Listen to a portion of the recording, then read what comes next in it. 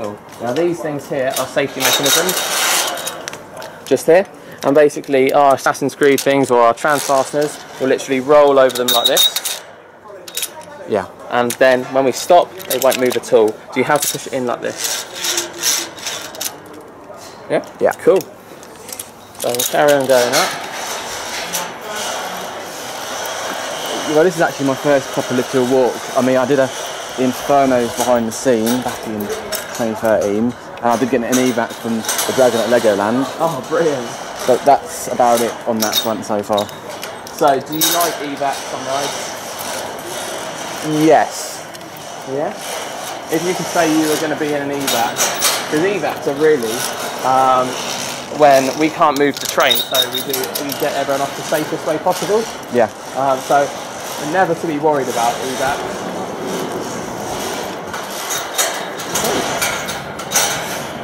So, what's going to happen for Fright Nights 2015? Because 2 of the maze locations have gone. Fright Nights is going to be very interesting. We've got a very nice thing planned this year. Very scary stuff. And I love Fright Nights. They're my favourite. I did about 5 last year, maybe more. Are you a VIP holder? Premium. Premium. Okay, cool. Well, yeah, Fright Nights this year is going to be awesome. It's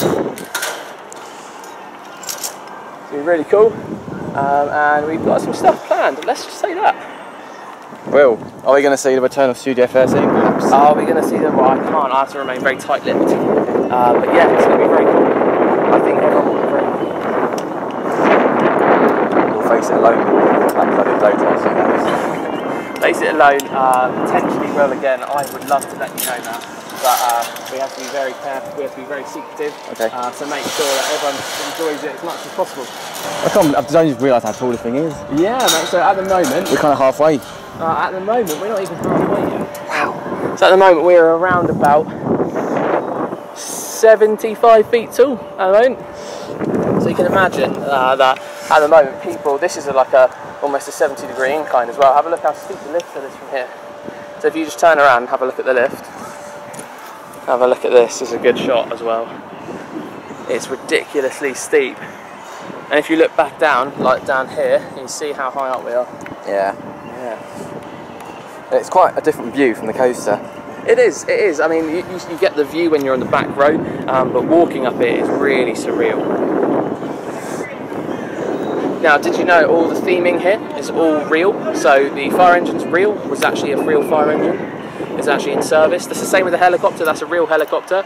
The actual aeroplane here was flying 2 weeks before we actually shipped it over to Thorpe Park. So it was actually a real Boeing 737. Before it was decommissioned. Decommissioned, and literally Thorpe Park bought it and split it in half.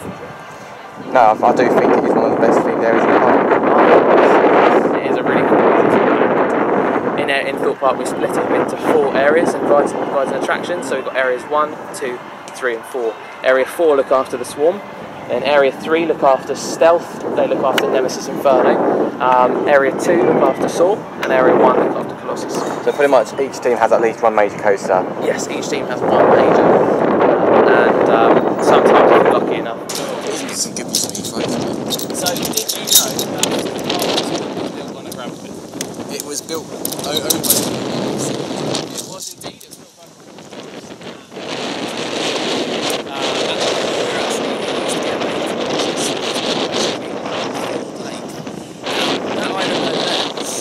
is another part of the lake that we filled in here at Thorpe Park, but a little bit of people know is if we wanted to build something the same size as the Swarm on that island, we would have to remove something the same size. That's right. So it is.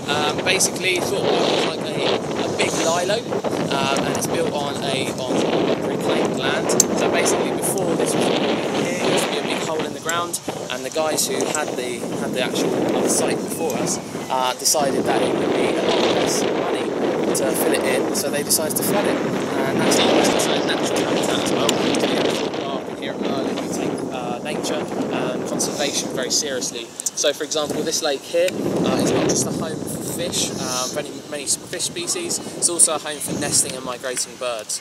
That's why we've got all the bulrushes around the area, because that's a really, really good and rich habitat for wildlife to flourish. And we take that really, really seriously here at Thorpe Park.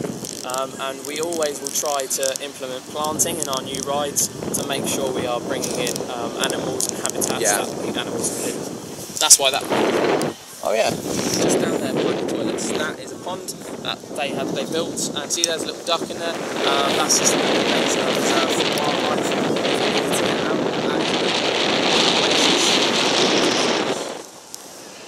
And they're dotted everywhere. But our lakes here, our lake is probably one of the biggest things. So we make sure our health of the lake is really important too. We need to always honour that. So it's really important that we look after the wildlife and the nature of Thorpe Park whilst building the best and some of the nicest rides around. Do you think after WC16 I think that will start coming. WC16 is an incredible ride.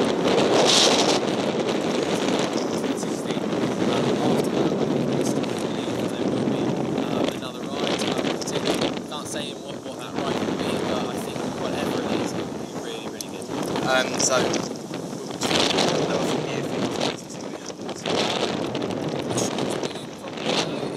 Hex is one of my favourite rides. I love Hex. One of my favourite dark rides. I absolutely love the story and the music and the overall atmosphere of it. I think it's really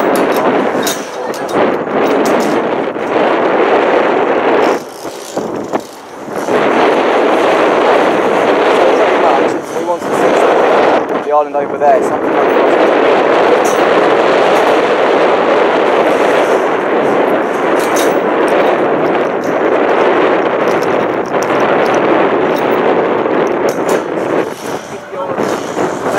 our coasters are going to make way for another coaster.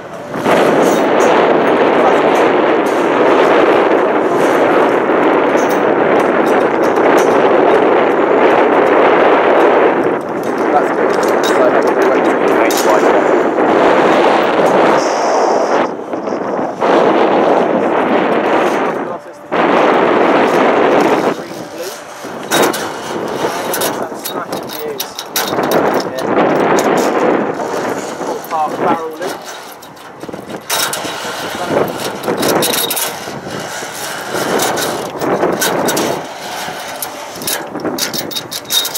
It's actually a very similar ride to this in one of your international sister parks.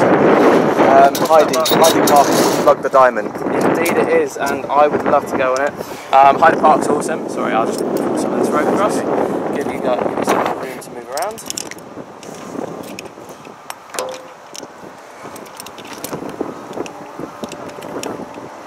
Cool. What do you think?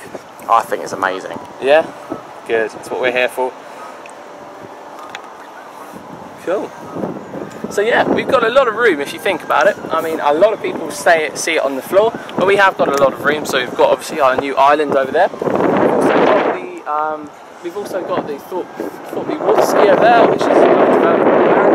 We've also got our 2016 attraction over there. And our 2016 attraction, as you can see, you've got a very, very big pit that's being dug. I won't reveal why that's being dug, but it's a nice big land available to develop on. It's really exciting. It's going to be massive to see the park has 2 dark rides. It is, and you can see how big X is now, especially how much space it takes up, because you've got Cabin at the back as well, and Cabin in the Woods is my favourite maze. I worked on it last year. Oh, Cabin in the Woods is my favourite maze during normal operations. Saw it live during Face It Alone.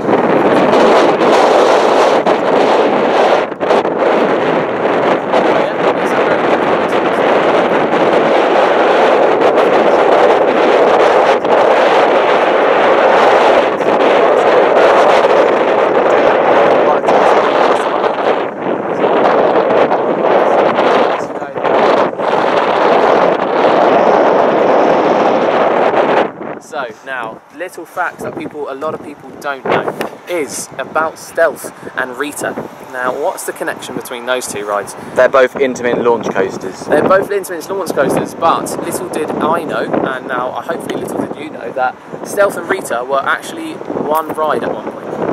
That is crazy. So basically, Alden Towers basically wanted to create a very, very big ride, and they decided that it would be awesome to have Stealth and Rita together as one big massive ride. Now the only problem is Alton Towers has a lot of issues with its tree lines, and it restricts a lot of their height. So when Oblivion was being made, they originally didn't want to have the hull, they just wanted to have the drop, but because John Wardley wanted it to be 180 feet in total, he had to dig underground because of the locals didn't want it to go over the tree line. So what did they do with Stealth? Unfortunately, they were taken away their planning permission, so they actually weren't allowed to build Stealth and Rita together because it was way too tall. So what did we do? We snuck it underneath them and we said, well, we'll take Stealth and you can have Rita. So that's exactly what we did, and Stealth is actually one part of one thing where you had to split them in half, and Thorpe Park went, well, we'll have Stealth straight away, and look at it, it's the best ride in England in my opinion. It's really good fun to best ride. launch coaster at the moment. There you go, that's what we want to hear. But I know there's a certain type of launch coaster. I would say around about 42% of the actual site. What sort of approximate in acres? In acres, I would like to guess about 150.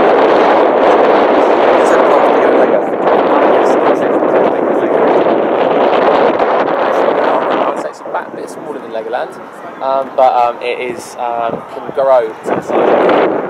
Oh, that's good. So, do you think can the park expand much in terms of about whipping too much out? I think it can. I think there's a lot of land in which is developable land in which we don't have to take something else out of, and I think you'll kind of be seeing that in the kind of short to long, medium term future. Is it mainly in that area over there? We've got a lot planned. Oh, that's good. So, I'm guessing that in 2017, because with speculation that is going to be Alton Towers, as far as we know, big year. Do you think Thorpe Park's going to get a smaller scale attraction that year? I would like to think so. I think we've definitely got something planned in which I need to be very tight-lipped about. But I think especially for enthusiasts, the next 5 to 6 years are going to be very interesting, especially for here at Thorpe in our development, kind of evolution.